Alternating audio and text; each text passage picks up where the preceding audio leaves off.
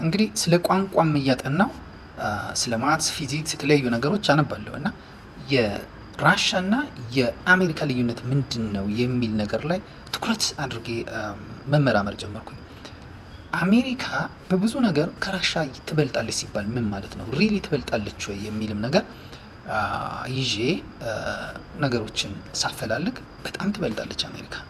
አሜሪካ የምትበልጠው በምንድን ነው? በዋናነት ባይነሪ ፊዚክስ የሚባል ነገር አለ። ባይነሪ ፊዚክስ ማለት 0 1 የሚለውን ነገር በመጠቀም የሚሰሩ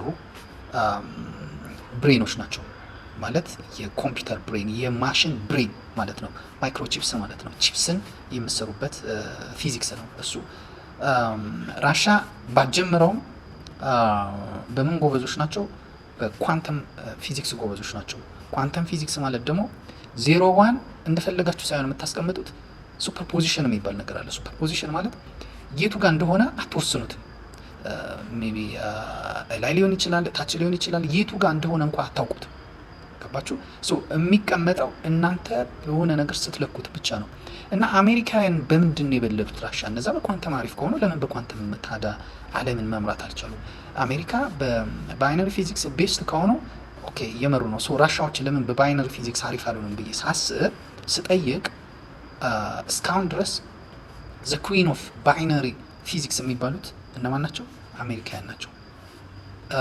ራሻውያን ማስተር ኦፍ ኳንተም ፊዚክስ ይባላሉ። ክሬተሮች አይደሉም። ነገር ግን አፕላይ በማድረግ በኩል እነሱ ናቸው። ዛሬ የምታዩትን ፌስቡክ በሉ ቲክቶክ በሉ ይሄ ዲጂታል ሚዲያውን በሙሉ ማለት ነው የሰሩት አሜሪካኖች በተጠበቡበት ማለት ነው ይሄ ባይነሪ ፊዚክስ በሚባለው ነገር ነው። በዚህ ጉዳይ ላይ በጣም እናያለን። እና ቋንቋ ብቻ አይደለም፣ እንግሊዝኛ ፈረንሳይኛም እንዲህ ምናምን ብቻ አይደለም። በማትስም በጣም ቤስት መሆን ያስፈልጋል። አንድ ሰው ጭንቅላቱ ምርጥ ነው እንዲባል በዚህ ዘመን ማትስ፣ ፊዚክስ፣ ሁሉም አይነት እውቀት ላይ በጣም ያስፈልጓል። ሰው እድሜው አጭር ነው፣ ቢበዛ 80 ይባላል። ሰው በዛ አመት ይህን ሁሉ አውቆ አይጨርስም። ጊዜውን በአግባቡ ተጠቅሞ የተወሰነ ነገር ላይ ብቻ ስፔሻላይዝ ማድረግ አለበት ተብሎ ነው የተወሰነ ነገር ላይ ብቻ ሰዎች ነክሰው የሚሰሩት። በዚህ ዘመን ግን ይሄ ዘመን የዲጂታል ዘመን ነው። ኤአይ አሁን በእጃችሁ ይዛችሁ ነው። ብዙ መጽሐፍ በማንበብ በየላይብረሪው በመዞር የምታጠፉ ጊዜ የለም። በአንድም በሶስትም በአራትም ነገር ስፔሻላይዝ ማድረግ ይቻላል። በሁሉ ነገር ስፔሻላይዝ ማድረግም አይጠበቅም። ጭንቅላታችሁ የከበደው ነገር በማሽን እዛው መፈለግና ማግኘት፣ እሱን አንደርስታንድ ካደረጋችሁ ኮግኒቲቭ አቅማችሁን በጣም ምርጥ ከሆነ፣ የአፕቲቲዩድ አቅማችሁ ምርጥ ከሆነ፣ እነዚህ ነገሮች ካሏችሁ በአንድ ነገር ስፔሻላይዝ እናድርግ። የታለንት ጉዳይ የምን ብቻ የምንልበት ዘመን አይደለም ለማለት ፈልጌ ነው። እና ምን ልላችሁ ነው፣ በዚህ ገጽ ላይ ገደብ የሌለው ነገር ነው አብረን የምንካፈለው። ማትስ ነው የፈለጋችሁት አብረን፣ ፊዚክስ ነው የፈለጋችሁት አብረን፣ እንግሊሽ ነው አብረን፣ ፍሬንች ነው አብረን፣ አረቢክ ነው አብረን። የገሌ ነው በዚህ ተመርቆ የመጣው የሚባል ነገር የለም። በቃ አሁን በእጃችሁ ያለው ቴክኖሎጂውን፣ ዘመኑን፣ ማሽኑን መጠቀም ከቻላችሁ ሁሉ ነገር በእጃችሁ ነው። አንደርስታንድ ታደርጋላችሁ ወይ ነው? አንደርስታንድ ማድረግ አለብን። አሁን እኔ ወደኋላ በጣም ጥቂት ዓመታት ብመለሱ ኖሮ በዚህ ጊዜ በቃ ቶፕ ሳይንቲስት መሆን ይመስለኛል። የምሬ ነው። በቃ የማላውቀው ነገር ሁሉ ያለ አይመስለኝም። አሁን ይህን የምትከታተሉኝ በጣም ተማሪዎች የሆናችሁ ምን እድለኞች ናቸው። በቃ እጃችሁ ላይ ማሽን አለ ማለት በሚሊየን በቢሊየን የሚቆጠሩ መጽሐፍ ተማሩ ማለት ነው። ግን እነሱን ላይ ብቻ ትኩረት አድርጋችሁ ሃርድ ኮፒ የሆነ ነገር መጽሐፍ ከፍታችሁ ማታነቡ ከሆነ ደግሞ ጭንቅላታችሁ ትሬንድ አይሆንም። የሚያነበው የሚመራመረው ምን የሚለው ይሄ ኮግኒቲቭ ፓርቱ እያነሰና እየጎደለ ነው የሚሄደው። ሁሉም ነገር ላይ መስራት አለብን። እዚህ ገጽ ላይ ከቋንቋ ከማትስ ከፊዚክስ ከምንም ነገር ጋር የተያዘ ጠቅላላ እውቀት አብረን እንካፈላለን ማለት ነው። ምንም የሚያግደን ነገር የለም። እችላለሁ ብሎ ማሰብ ነው። በዚህ ዘመን አልችልም የሚባል ነገር በቃ ይቆትታል፣ እዛ ከኋላ ያስቀራል እንጂ ምንም የሚያመጣው ነገር የለም። በእርግጥ አንዳንዶቻችን የምንሰራው ነገር ቶሎ ብር አይሆንም። አንዳንዶቻችን የምንሰራው ነገር ቶሎ ሀብት አይሆንም። የዚህ ዘመንም ሰው በአጠቃላይ የስኬቱ መለኪያ ብርና ሀብት ነው። እንግዲህ ሀብት ከመጣ እድለኞች ናችሁ፣ አሪፍ ነው፣ ይመጣላችኋል። ዋናው አክቲቭ መሆን ነው። ብርም ከመጣ እንደዚሁ ቆንጆ ነው። ግን ሁሌ ብርንና ሀብትን ብቻ ትኩረት አድርገን የምንሰራ ከሆነ አንዳንዴ ጥርስ የሚያስነክሱ እንዲህ በቃ ወገብ የሚያስጎብጡ ስራዎች አሉ። እነሱን ደግሞ ምንም ነገር ሳናስብ እንዲሁ ብቻ የምንሰራቸው አሉ። እና አሜሪካኖች አሁን ገርመውኝ በቃ ሳያቸው ማለት ነው። በማይክሮ ቺፕስ እነሱን የሚያክል የለም። ራሻያን ጦር መሳሪያ ይሰራሉ፣ መንኮራኮር ይሰራሉ፣ ምን ይሰራሉ።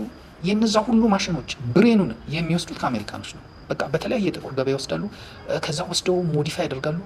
አሜሪካኖች ማለት ነው ራሻ ከሰራችው የሆነ ፓርቱን ማለት ነው በጥቁር ገበያውን በምንም ነገር ለምሳሌ ኦረንሽንክ የሚባል ሚሳይል ሰርታለች። በዓለም ላይ የሚፈራ አውሮፓውያንን የሚያስፈራ መሳሪያ ማለት ነው። እሱ ብሬን የተሰራው በአሜሪካኖች ነው፣ በማይክሮቺፕስ ነው። ማይክሮቺፕስ አለው። ምክንያቱም ወዴት መሄድ እንዳለበት በምን ያህል ፍጥነት ምናምን ይሄ ጭንቅላቱ የሚመራው ካልሆነ ታርጌትም አይመታም። ሶ እንደዛ አይነት ነገር እንዲሆንለት ምን ልላችሁ ፈልጌ ነው፣ እንደዛ ነገር እንዲሆን አሜሪካኖችን መስሎ መገኘት ጥሩ ነው። በአሁኑ ሰዓት እንደ አሜሪካን የምትቀኑበት ሰው የለም። ጃፓኖች ትንሽ በማይክሮቺፕስ ይችላሉ ይባላል፣ ደህና ናቸው።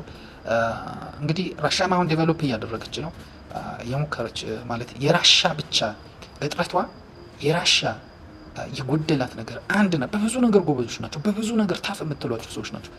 የማሽኑን ጭንቅላት መስራት ግን እስካሁን ድረስ አሪፍ አይደለም። ፌስቡክ ነው፣ ኢንስታግራም በሉ፣ ይሄ ሶሻል ሚዲያ የሚባለው ነገር ጎግልን በሉ፣ ምን በሉ የፈለገ ነገር ሶሻል ሚዲያ ላይ ይሄ ዲጂታል የሆነው ወርልድ መስራት የሚቻለው በየትኛው ነው?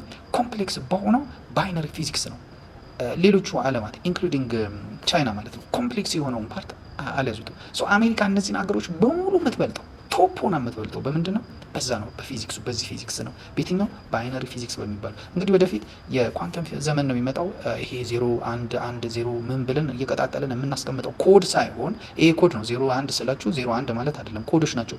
በዛ ኮድ ሳይሆን በቃ ሱፐርፖዚሽን ተብሎ በሚጠራው በኳንተም ፊዚክስ በጣም ጥልቅ በሆነው ነገር ልክ ነው የሚካሄደው ይባላል። ግን ቢሆንም አሁንም ማይክሮሶፍት ኦፊስ አሁን እሱንም መጠቀም ጀምሯል። የፊዚክስ ዘመን የማት ዘመን እና በቋንቋ በጣም ምርጥ የመሆን ዘመን በኢትዮጵያ ውስጥ በእናንተ ልጆች በምን በቃ በእናንተ ላይ ከሰረጸ የዛሬ 5-10 ዓመት ኢትዮጵያ በሳይንስና ቴክኖሎጂ በቃ ከብዙ ያደጉ ሀገሮች ጋር የምትነጻጸር ልትሆን ይችላለች። ማለት በጄኔሬሽን ደረጃ በትልልቆቹ ደረጃ አይደል፣ በእናንተ እድሜ በቃ እነሱ የሚጠይቁትን የምትጠይቁበት ዘመን ሊመጣ ይችላል። እነሱ የሚያውቁትን የምታውቁበት ዘመን ይመጣል። አሁን ይሄ ቀለል ያለ እውቀት ዝም ብሎ እያዩ ዝም ብሎ ባለ ነገር መደሰት እንጻፈን ማድረግ ምን ማድረግ ይሄ አይበቃም። በቃ አሁን ያ የባርነት ጊዜ ነው። በዛ ብቻ የሚሸወዱ ሰዎች አሁን እጅ መስጠት ብቻ ነው ያለባቸው። ምክንያቱም ሌሎች ምርጥ የጦር መሳሪያ፣ ምርጥ ቴክኖሎጂ፣ ምርጥ ነገር አላቸው። ይዛ ካልተገኘ ከ5-10 ዓመት በኋላ እጅ ትሰጣለህ አትሰጥም ነው ጥያቄው እንጂ ቴክኖሎጂ እያመጣ የሚቀልብ ምን እያመጣ የሚቀልብ ዘመን አይኖርም ልል ነው። እና በዚህ ላይ ብዙ ነገር እናገራለን።